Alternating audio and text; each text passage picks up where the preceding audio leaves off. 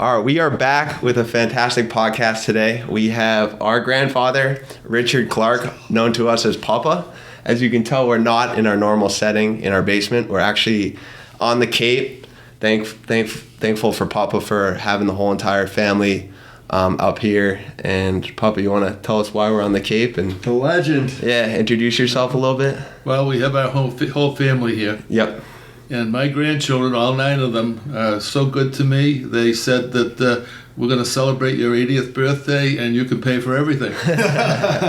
Some grandchildren. So that's why we're here. And it is very nice. And I'm happy to be here and with the whole family. Awesome. So, you have anything to say? I was going to say, first of all, Papa is a very special person in our life. From the time that we were born, he's always been there to support us. We say he's probably the only one who'll go to any sport event, no matter if it's in the middle of a hurricane. Papa would be there in his yellow rain jacket, ready to go. He's always prepared, but he's organized. He's taught us a lot of lessons, whether it's about right and wrong. His sense of doing the right thing is probably the biggest thing that guides him. And he also always organizes, and he's always on time or 5 minutes early, no doubt about it. He expects the same standards from us. He's really shaped who we are as people. So we're really excited to dive into what makes him so special. Yeah, Davis touched on it. He is our super fan. He'd show up to all our sporting events growing up. And even now, if we have an event, he'll be there. So we can always count on him. So what we're doing in this podcast, Papa actually wrote a book. It's called Winners, Victims, and Other Losers, Strategic Interactions and Negotiation Process. So we're going to kind of break down this book and get Papa's take on it. But first off, Papa, why did you write this book?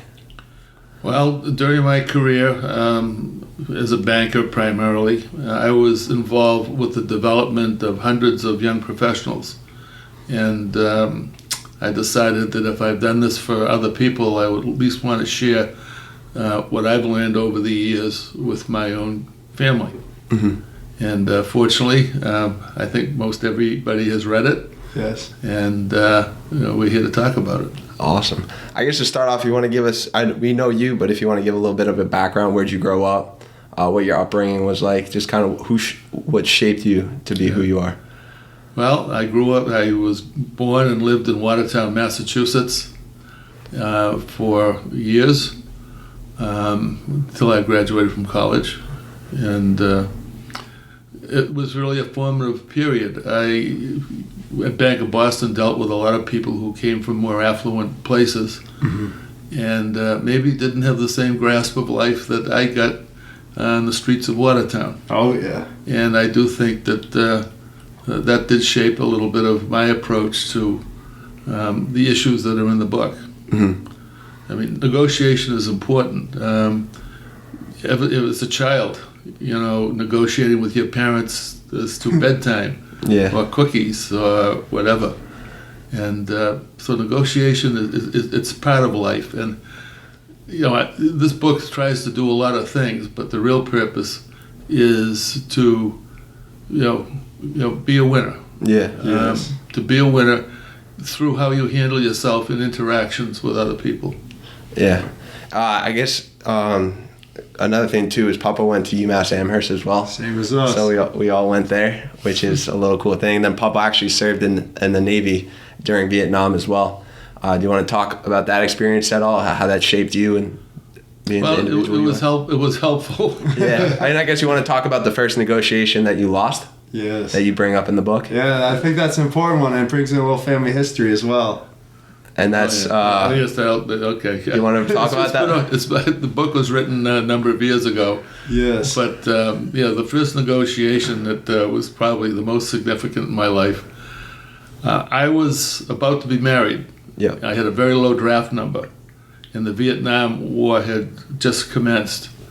But I thought I was home free because I was going to be married in a week.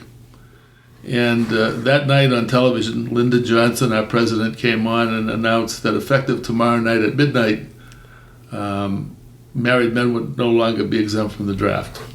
Yes. I was up, whose creek. Yeah. And but I went to my fiance, there's now our grandmother. Yes, it all worked out in the end. Yeah, and I said, we could just go to New Hampshire tonight, they have 24-hour ceremonies up there, and just get it done. I mean, I don't want to spend the rest of my life on a dusty Army post in Kansas. Yeah. Yes. And I could have gotten a direct commission in the Army at that time because I had a master's degree, but being in a dusty Army post in Kansas did not appeal to me. And then the Navy came along and said, well, I'm getting ahead of myself here. Obviously, their grandmother, my wife, refused to go to New Hampshire. Yeah, she wanted a true wedding. So my days were numbered. I took a job at Gillette Safety Razor Company as a production manager, but I knew that I was going. Yes. And within a year, I was called. The draft notice is very nice. The letter comes that doesn't say greetings, it says greeting. But I got my draft notice. I had previously made arrangements with the Navy to go to OCS if my draft notice arrived, and I literally got sworn in the same day. Wow. And so that was my first negotiation. And then my second negotiation was with the U.S. Navy about going to OCS. They told me that if you went to OCS, you could pick your coast. And I thought that was good, because I was a homebody. I hadn't been very far. And I thought, gee, if I was lucky, maybe Newport or Norfolk or Mayport, Florida. And but it was the East Coast. And then when I got to OCS, they confirmed that. The man down there said, not only can you pick your coast, if you do well on our courses, you could pick your duty station. So I thought that was a real deal. Right? And I did a good job of my courses, and unbeknownst to me, they decided to take the 6 top people in a course called Tactics and make them air controllers and send them to Vietnam. We call combat air controllers. Up to that point, chief petty officers were the sole people that did that. Mm-hmm. So taking relatively inexperienced people, at the officer level was an experiment, and I was in that group. And so I collected combat pay literally almost immediately from getting out of OCS. Wow. And then I know you also touch upon the pilots and specifically the pilots out in Vietnam were some of the most respected men that you've ever met. Not respected, but they were so cool and calm under pressure. Everything. If you meet a pilot who especially... that's someone that's flown a jet aircraft, at high speed, and especially in extreme conditions, as you do when people are shooting at you. Yes. And these men and women, there were a couple of female pilots even in those days. Yes. Were remarkable. The courage, the commitment. We had one man who tried to save an aircraft. He could have bailed out, over Navy ships off the coast and been safe, but he decided to try to save his aircraft, and it didn't work out quite so well. Yeah. Wow. And so down he went, but he did eventually get back home when the war was over. Yeah, wow. Because I know there's a point in the book you said that kind of is always marked in your psyche for the rest of your life, where there's some individual characteristics that these humans possess that you carried on into your life. Right. You do learn from your experience. So the more experience you get, in varied experience, yes, the more effective you're going to be, in whatever pursuit you choose. Yes, and thank you, Papa, because you were over there for 3 years serving, you were being shot at, and you're learning life lessons all along the way. Is it safe to say that those 2 negotiations were the last 2 that you lost? Did that really shape you going forward, or how'd it go from there? No, but I let's put it this way. I learned and appreciated the process, and but I've had my ups and downs. I can imagine. That's yes. Should we fast forward going? Yeah. So now, Papa, after serving honorably for 3 years in the Navy, you won some awards as well. Then you go back. You're back in the Boston area. You've got a young family. By then, our aunt and our father were born. So what's your mindset there? How does everything shift? I had 3 children, and their father was the second. My first child, my daughter Priscilla, was born while I was at Navy OCS. Wow. And my first son, their father, was born literally as my ship was deploying to Vietnam for the second time. Wow. See, lucky me, by the way. I put in for the East Coast, and I got the East Coast of Vietnam twice. And my first son is 6.5 months before I've ever seen him. Yes. That's And, tough. Just tremendous sacrifices. And how old were you at this time? I was probably 24. Yes, right between our ages, because Brian's 23 and I'm 25. Oh yeah, younger than one of these guys anyhow. Yes. Yeah, having 2 kids. Lots of life responsibilities right there. Yeah. All right, Davis. And then from there, you went and you worked for Bank of Boston. I did. I was planning to go back to Gillette. I'm sure they would have had me anyways, but when you return from a theater of war in the military, they have to take you back. But I, by accident, ended up talking to Bank of Boston. I did not intend to be a banker. Yeah. I just decided to go to a career weekend for naval officers while my ship was down in Norfolk, Virginia. Yes. In fact, that's a quick one. My first ship was a destroyer, the USS Turner Joy, in Long Beach.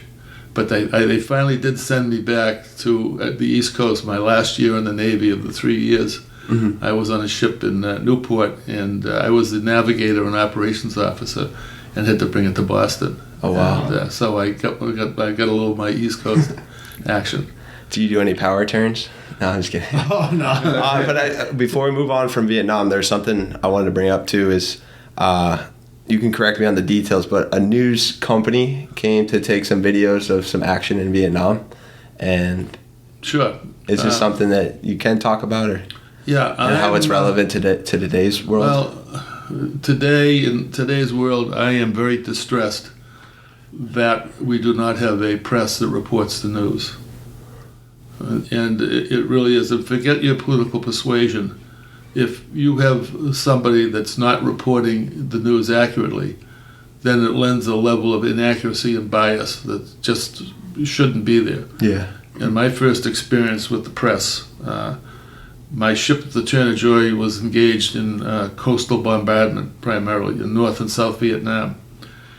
And we'd had some successful missions, so the Walter Cronkite news team, also known as Walter Wonderful, decided that they wanted to come out and film a few days of action on the USS Turner Joy, which, by the way, was one of the 2 ships that originally was involved in the Gulf of Tonkin incident. Wow, the original.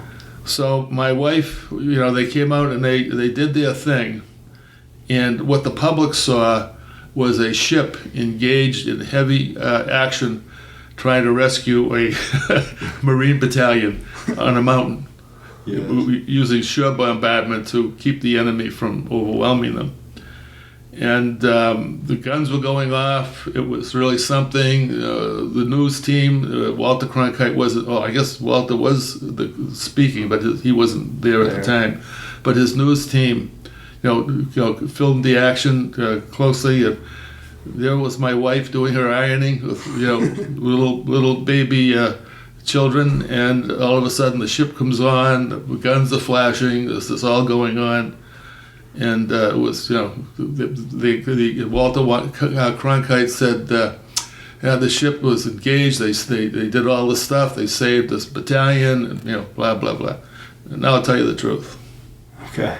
The news team was on the ship for several days, and we did not get what's called a call for fire. Mm-hmm. So finally the word came from Washington to the captain of the ship, stage a mission. So there we were. First of all, we had to get permission to fire on a hopefully unoccupied hill in South Vietnam. That took several hours. Mm-hmm. And they had to clear the hill from friendly forces. And at that time, we kind of got into position, and they discovered that we had a problem with our gun mounts. So that took about 3 or 4 hours. In the meantime, the captain of the ship started having the ship painted in the rusty spots just so it would look better. So they were out there. Finally, the guns were repaired, and we fired our first salvo, and we lost elevation, and it fired into the water. We were competent, by the way. We had some great missions. You know what to do. And but this was not our day. The second, we basically had a spotter aircraft, and it took several spotting rounds to get on target. And finally, we were given the green light, and we let go with 3 gun mounts firing automatically, 5-inch rounds. I can't remember exactly how many a minute we could fire, but it was at least 30. Wow. And we had 2 3-inch batteries firing 3-inch, which is like 105 millimeter shells. So some big boys. And this went on for several minutes. I figured that we probably fired several $100,000 worth of ammunition. Wow. And in fact, one of the spotting rounds missed the hill. Okay. And so that was the true story, but that was not what the public saw. And it's, in those days, I think news was even better. But today, crucial stories are omitted or embellished or whatever for a point of view. And that's scary because whoever's in power can do some awful things and say some awful things and some inappropriate things. And it's never communicated to the public properly. Mm-hmm. And that's really dangerous for society. Yeah. Yes. Agreed. Yeah, it's an important message right there, just all the things that we really care about. And someone like you, who now has plenty of years of wisdom to be able to share that. Well, thank you, Davis. Hey, make the world a better place. That's what it's all about. All right, so you transitioned out of the military. I guess a question I have, since you were around the same age as us, what was your idea of success coming out of the Navy? Were you financially motivated? You had the family to support? And I guess what was your, I guess that's the first question. Well, it was, today maybe it's different, but when I wanted to support my family. Mm-hmm. We did not have the handouts and the stuff that's going on today. You had to go out and you ate what you killed, so to speak, and you had to support your family, and that's the way it was. Awesome. Yes. Yeah, that's a motivator right there. Another little life lesson that Papa taught us was you never leave food on your plate. I mean, even to this day, you will not find anything on my plate from the time I was a little kid. So, yeah, it all comes through and just gets passed down the family a little bit. Yeah, it really does, because you taught your kids, which then taught us. And then I guess, what does success mean to you? It means basically being a winner. Just being a winner. Yeah. Yeah, and it's not necessarily a financial test. Yeah. Okay, but being a loser and losing when you should have won, or just losing by not paying attention inadvertently, the bus ride home is a lot longer when you lose. Yes. So we've gone over a couple of the descriptions in the title now, because it's winners, victims, and other losers. Yeah. So we've got winners. Let's break down winners, because Papa, in a book, he writes a lot of different factors that makes a winner. I guess there was one where we write a lot. There's winners managed down exhibiting great care and concern for subordinates. Winners also prioritize things and execute. They're on time. Well, let's take it one at a time. Yeah, we'll go one at a time. So I guess if you want to break down winners being, it sounds like good leader. Pretty much a winner is a good leader and cares for those that they lead. Right, and they're basically, it's almost like a ship being buoyed up by the water beneath them. Yeah. It's much better to have your subordinates buoy you up than to have subordinates who are, not comfortable. I mean, the negatives are manifold as far as retention and willingness to follow the requirements of the job. Yeah. And I've seen so many people who have been successful for a short period of time. Yeah. Walking over the heads of their subordinates, so to speak, and that's not caring about them. Yeah. And that's not permanent success. Sooner or later, and I think about all the people, most of the people, there's always exceptions, but most of the people that made it did it with the support and adoration and camaraderie of the people they work for. And that starts literally early on. I landed in my first job. I had nobody to supervise except that there was a secretary that we shared. Yeah. Okay, but I did my best to share information so that the secretary also understood where we were going, what we were trying to do, so that she could participate fully in her job and not just simply be handed pieces of paper and told it. So if you manage people, even if it's just someone in a very junior position, you owe it to them to develop them. Yeah. Wow. That's awesome. That's a whole nother duty, because a lot of time you hear people giving orders, but to give that extra effort and help that person along, it can really help them just find more meaning in their life. Because I think a lot of people now are looking not only for a job, they want a career. And it sounds like it's as much on the leader to make that experience. Yeah, and it's not just in your present position. I mean, we'll probably get to this later on, but I left the bank in 1991, and all those people that I worked with along the way provided me with a tremendous amount of business. Yes. Probably for several reasons, but the fact that I had helped them to develop. When I did it, I didn't intend to that. I didn't intend to leave the bank. Yeah. But because I did, these people were tremendously supportive, and I had an incredible experience. Yeah. On my own as a financial consultant. Yeah, because that's another thing you bring up. Winners have the credibility, reputation. Yeah, the reputation part is, there are so many things here that are big. Yeah. But, reputation is a big part of. And again, we define success. It's basically being able to support your family and be a person that's respected and not somebody that, is whispered behind the curtains. Yeah. So to speak. Awesome. And then another one is losers debate the obvious and try to hide mistakes rather than fessing up immediately.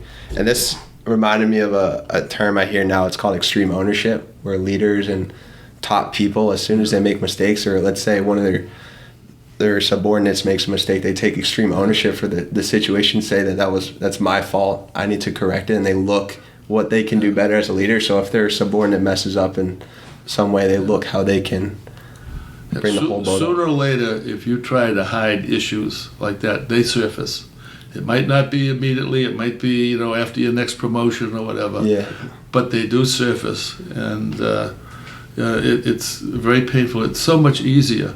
And I could give some examples if you want of people that tried to stonewall. I mean, think of Watergate with President Nixon. They, rather than saying, look, some crazy guys went and looked in this office, they tried to stonewall it, and it turned into the Watergate investigation and the demise of President Nixon. Wow. Yeah, that was a little before our time, so. You gotta know that history. Yeah, no, I know it, but. Yeah. Well, that distresses me too, because I wish the schools today would spend a little more time on history and not who we are or what we are. Actually, who we are is important, but not what we are. And then another one, winners avoid speaking in monotones and communicate clearly, concisely, both orally and in writing. It's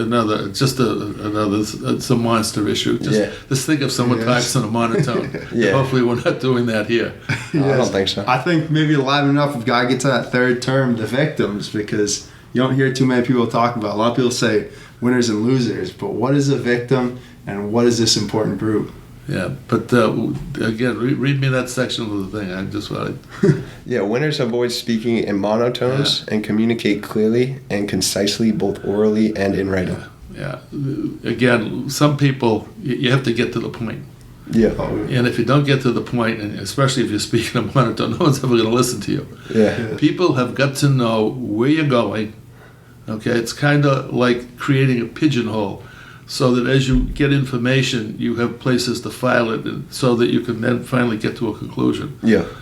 But I will tell you that I was the chairman of a credit committee, and I would get these loan write-ups, and I had to read them at night at home on my time, not the bank's time. Yeah. And someone gives me a 7-page document it's got a lot of facts in it, but communicating is like making maple syrup. To start with maple syrup, you have to collect like 100 gallons of sap, and you end up boiling it down to 5 gallons of syrup. Mm-hmm. Don't give people the sap, give them the syrup. There you go. Hey, that's a good one. Okay, and let them know where you're going, support the direction that you're going or whatever, and then again remind them that they're the new clothes. Yeah. And bring it full circle. and you do it. I used to tell people, if you write something, someone should be able to read it on their way to a fire. Okay, so just get 1 or right to 2 the point. minutes. Awesome. And then I guess I know Davis brought up the victim thing, but there are a few other things.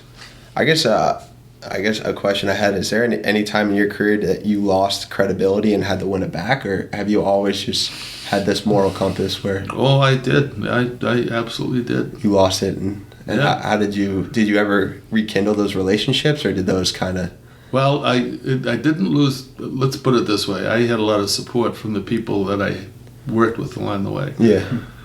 And in fact, at the top of the organization, I had tremendous support from the chairman of the bank. His name was William L. Brown. Mm-hmm. And he retired in 1988, I believe. At that time, I was the senior credit officer for a substantial part of the bank's portfolio. Mm-hmm. And also the chairman of the New England Credit Committee. And I knew that there were problems in the banking community, especially Bank of New England, a competitive bank, Yeah. was making a lot of risky loans. They had just been acquired by a Connecticut bank, and the chairman of that bank wanted to grow bigger than Bank of Boston.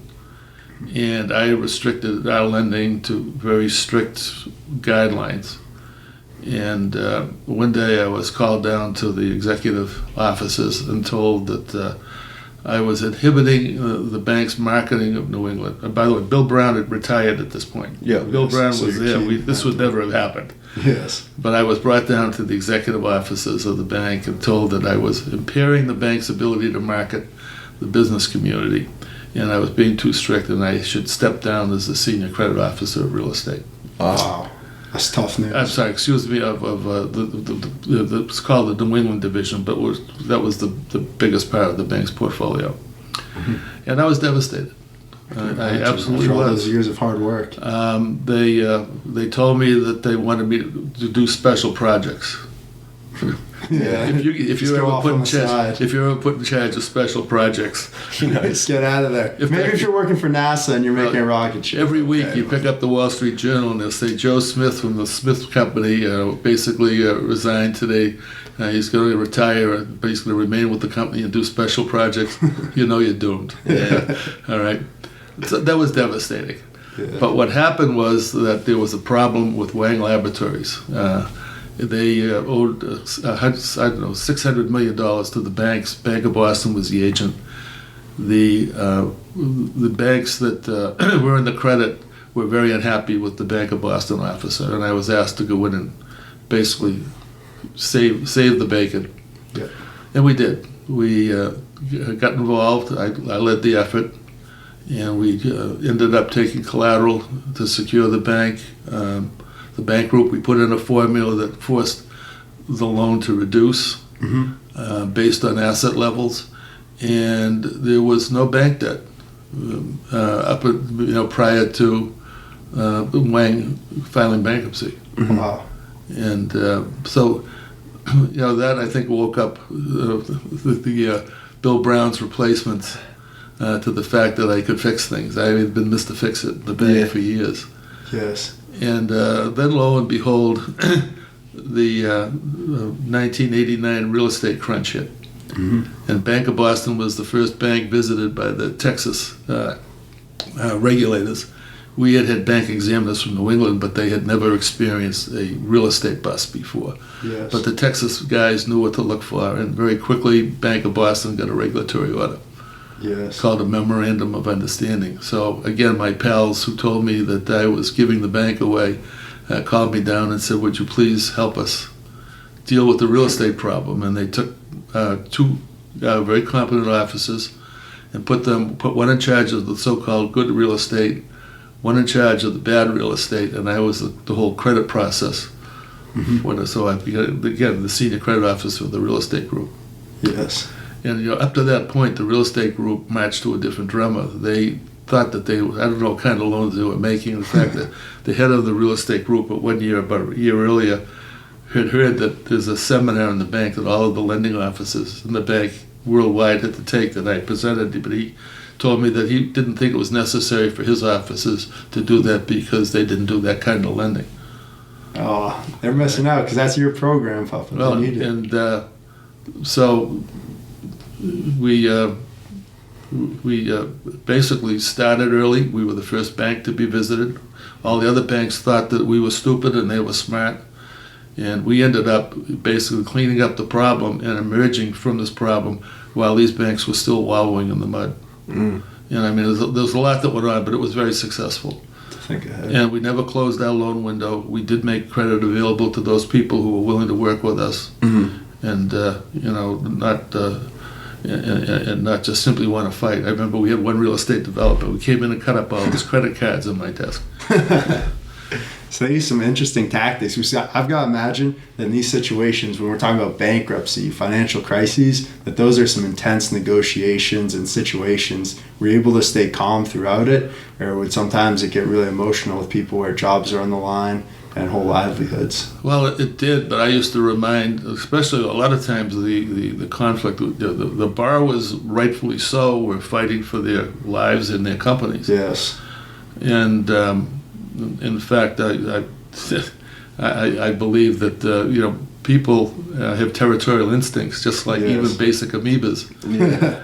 And so there's conflict, absolute conflict. But I reminded these people that if we made a deal, life would be good for both of us.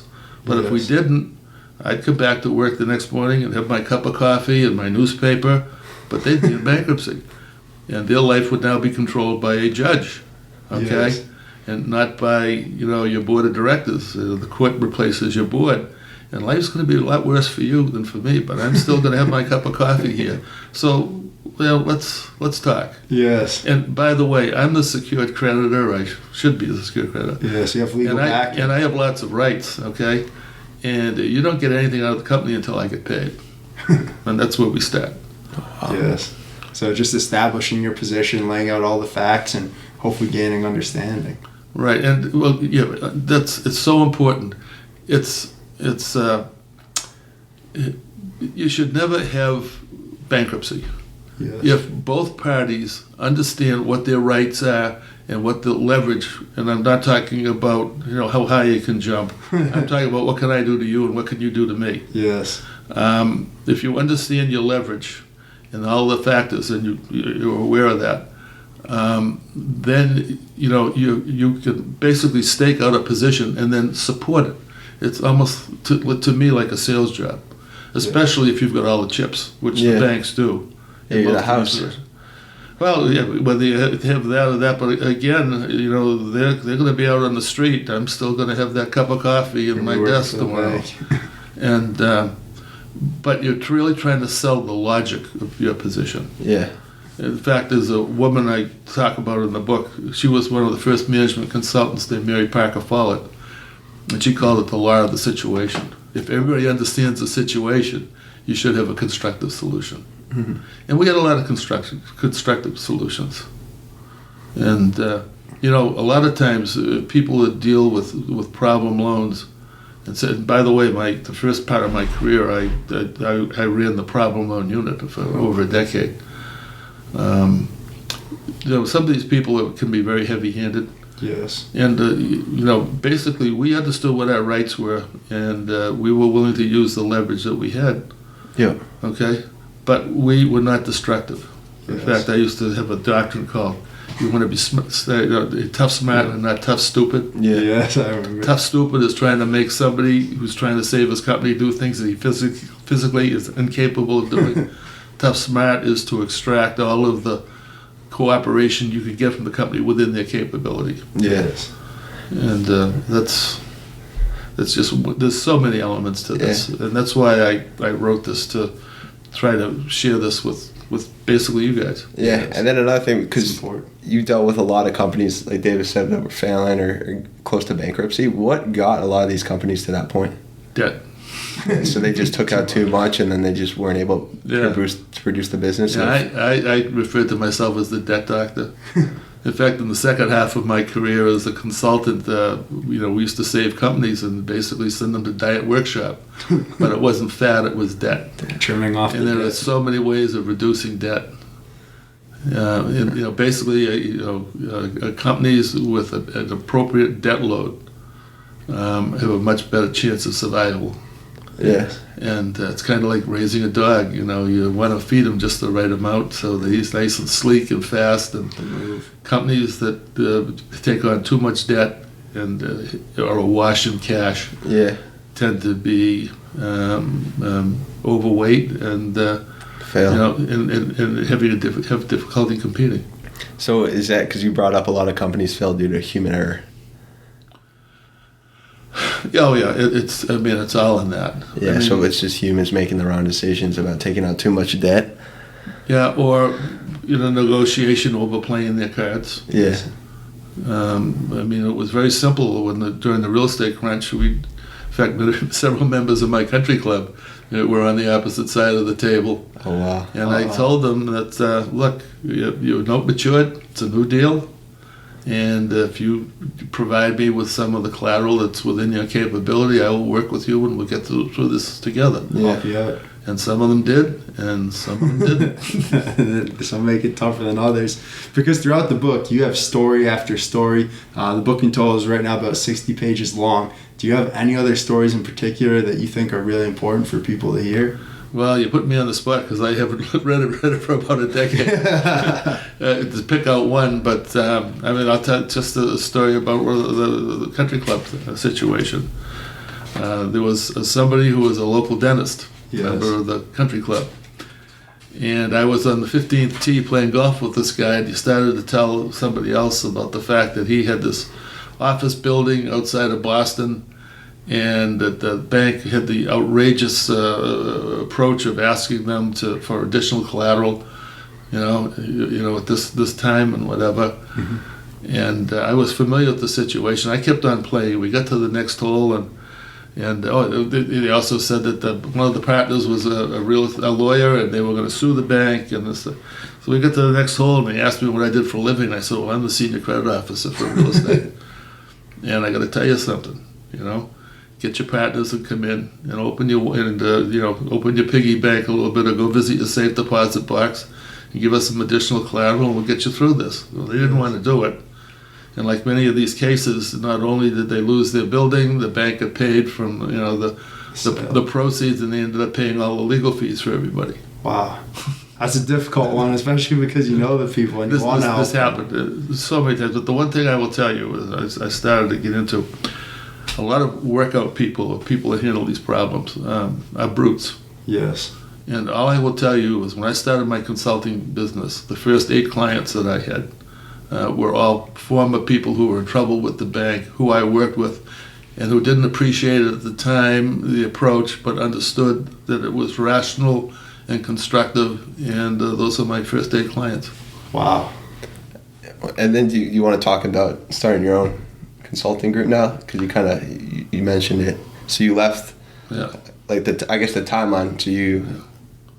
They said that they're going to give you a special project. That was devastating for you, and then you kind of got your credibility back, and right, and then was basically asked to return to the fold as the senior credit officer of another major part of the bank. Yeah, and but what happened was that.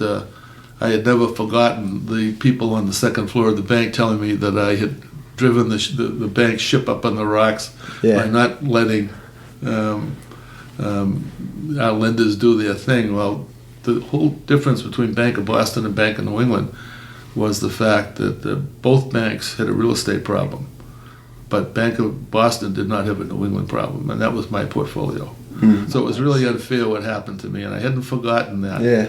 And my leader, Bill Brown, the chairman, was long gone. We had 2 people running the bank who were nice people, but one of them could never make a decision, or at least he always wanted a horse trade, and so he had the opportunity to buy Bank of New England actually, and he was not able to do the deal. Fleet Bank in Rhode Island closed the deal with Bank of New England, and They got a tremendous boost. They got the market mass to literally eventually gobble up Bank of Boston. Wow. But I could see this coming. So I left, and because of our success with the real estate crisis, and because of the fact that I had a cadre of former bankers or current bankers who used to refer to me as Uncle Dickie. When you got in trouble, you called Uncle Dickie. There you go. And so off I went on my consulting business, and I did a lot of work with people that I mentioned that were former problem borrowers at the bank. Mm-hmm. I was asked to do a number of, again, a long history of doing seminars, Mm-hmm. both for Bank of Boston and for different organizations. Yes. So I did a lot of training for banks, and all kinds of work. I actually did hands-on workouts for them.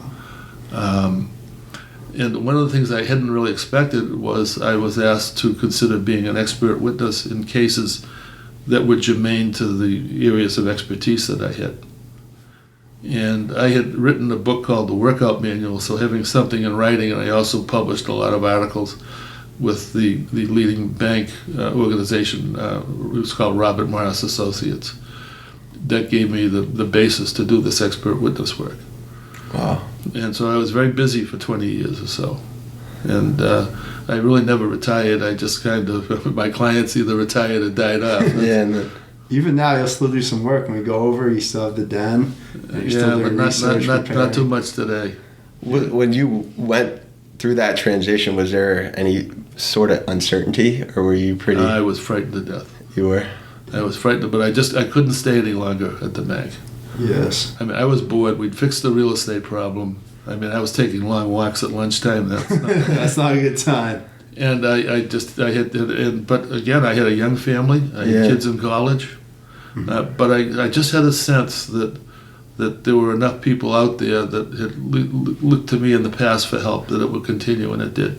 And with those clients, did you get those clients, so did you just stop working at the bank and have no business, or did you already start that side business while you were at the bank and then transition? No, I really didn't. And I had just, it's hard to say. I never planned for that. Yeah. I never did my seminars or the stuff that I did in the bank with any other idea but to have a career there. Yeah. But it just dawned on me late in 1991 that, again, I just couldn't stay. Wow. And I was frightened. I was really frightened. And it worked out. I remember Christmas Eve, just before I finished at year end, sitting in my daughter's house at Christmas Eve, saying, "Oh my God, what have I done?"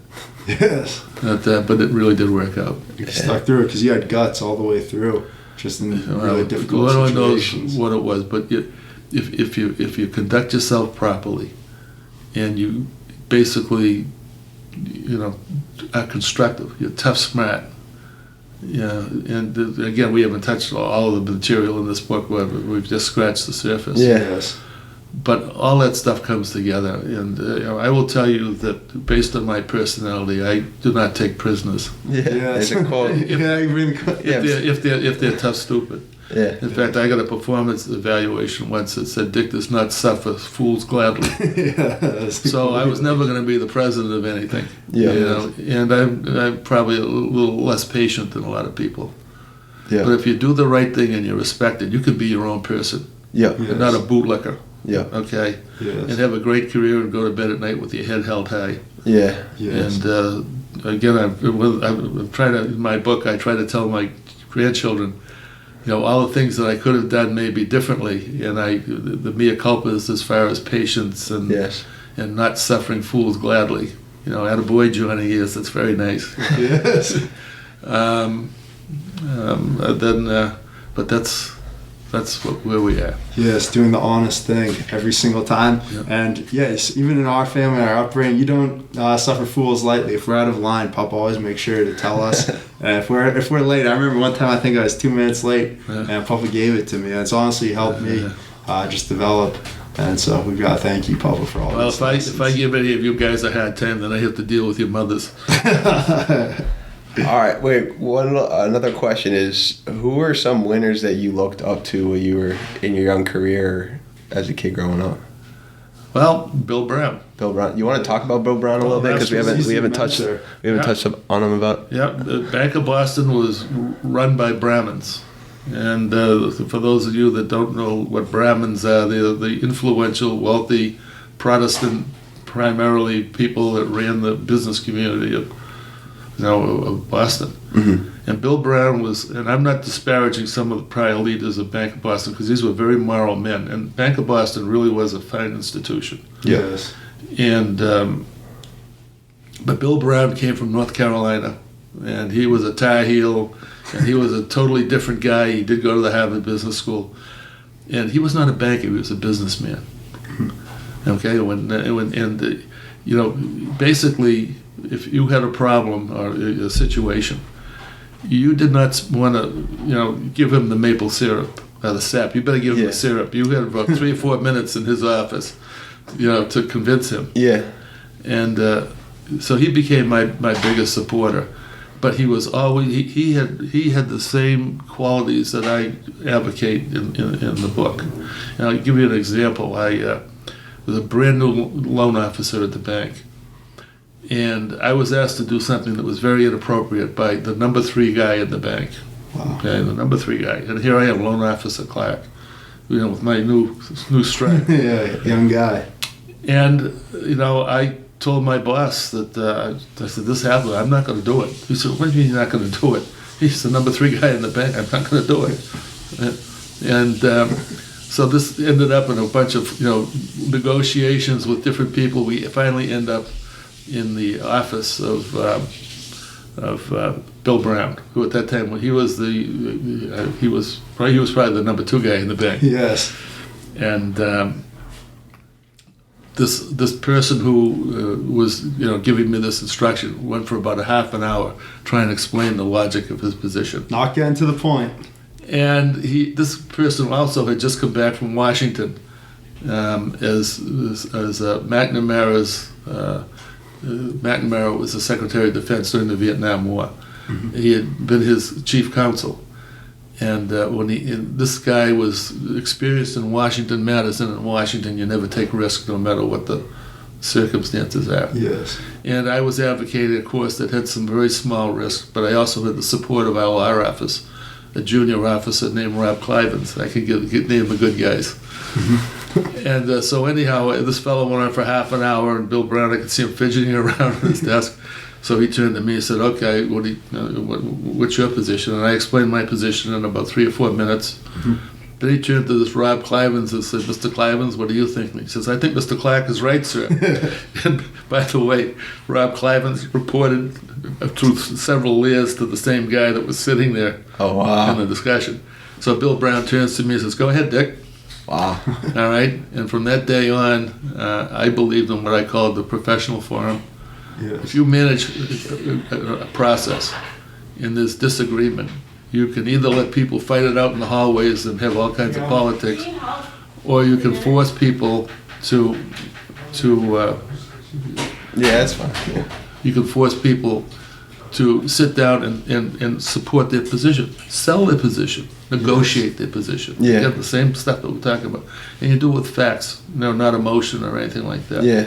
And if people who disagree know that they're going to have to go before someone like a Bill Brown, they think long and hard about what their position is. And a lot of times you don't have conflict. Yeah. It reduces conflict, it reduces politics, and you can move forward. Whereas a lot of senior managers want to avoid this and say, "Oh, you go work it out." But that's not how you do it. Yeah. Yes, because people are always saying, "Oh, avoiding conflict," but sometimes it's good when it's in the right light. Conflict properly managed is very helpful. Awesome. Wow. Yeah, that was.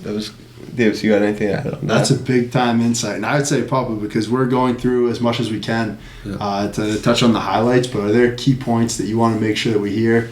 Anything on negotiation, but really, what matters to you? Well, there's so much, but again, it's this whole idea of establishing a position out of logic. Yes. And not subterfuge. And by the way, there are many people that talk about all these cute tricks in negotiation. It's not a cute thing. Yes. It really isn't. And I will also tell you, though, however, that a lot of the thing that underlie, you have to decide which facts are important. Mm-hmm. And some people have a hard time making decisions. Yes. Okay? And so I used to tell in my seminars that, you can train people to do a lot of things, but this inherent ability to make decisions, sometimes it may be 80% internal. Mm-hmm. So, but I used to tell them that, well, okay, if you're that kind of a person that can't make decisions, there are always alternate jobs for you. You can go out to the west in those forest fire towers and look for smoke. Yeah. And all you have to do is say smoke bearing 320. Yeah. And but if it's you can always tell these people. Yeah. They have a problem. They commandeer a conference room. They surround themselves with all kinds of paperwork and documents and stuff like that. And they sit there very comfortable in the fact that they've now gathered all of them, but they never make a decision. Yeah. I'll just get to it and go with what they think. But again, there was always that forest fire job out in Montana. And special projects to go with it. That's right. There you go. The two of them.